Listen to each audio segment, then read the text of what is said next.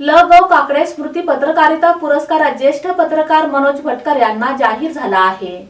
देशस्थ ऋग्वेदी ब्राह्मण शिक्षणोत्तेजक संस्थेच्या वतीने दरवर्षी देण्यात येणारा कल्पतरुकार कैलासवासी ल गो काकडे स्मृती पुरस्कार यंदा दैनिक दिव्य मराठीचे मुख्य बातमीदार मनोज भटकर यांना देण्यात येणार असल्याची घोषणा संस्थेचे अध्यक्ष डॉक्टर श्रीकांत येडेगावकर यांनी पत्रकार परिषदेमध्ये केली। पुरस्कार वितरण कार्यक्रम गुरुवार दिनांक 13 फेब्रुवारी 2025 रोजी हिराचंद नेमचंद वाचनालयाच्या लोकमान्य टिळक सभागृहात सायंकाळी 6 वाजता होणार आहे। गेल्या 19 वर्षांपासून संस्थेतर्फे संस्थेचे संस्थापक तसेच कल्पतरुकार आणि आनंद वृत्त या सोलापुरातील आद्य साप्ताहिकाचे संपादक कैलासवासी ल गो तथा तात्यासाहेब काकडे यांच्या स्मृतिप्रीत्यर्थ हा पुरस्कार दिला जातो। 5,000 रुपये रोख, सन्मानपत्र, शाल, पुष्पगुच्छ असे या पुरस्काराचे स्वरूप आहे।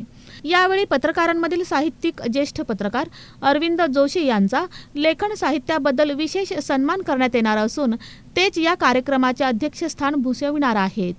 पुरस्कार प्रदान कार्यक्रम ज्येष्ठ अर्थतज्ञ वक्ते चंद्रशेखर टिळक मुंबई यांच्या हस्ते होणार आहे। यावेळी त्यांचे भारतीय व्यवस्था 2025 आणि नंतर या विषयावर व्याख्यान होणार आहे।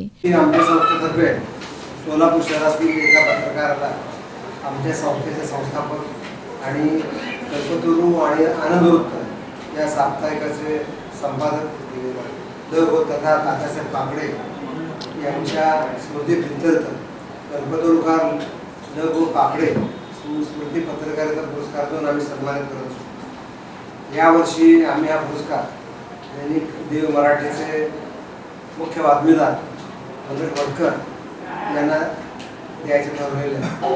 5,000 रुपये रोख, गौरवचिन्ह, पुष्पगुच्छ आणि शाल असे या पुरस्काराचं स्वरूप आहे। या पत्रकार परिषदेत दत्तात्रय आराध्य, हेमा चिंचोळकर, विजय कुलकर्णी, सतीश पाटील, प्रमोद जोशी आदी उपस्थित होते।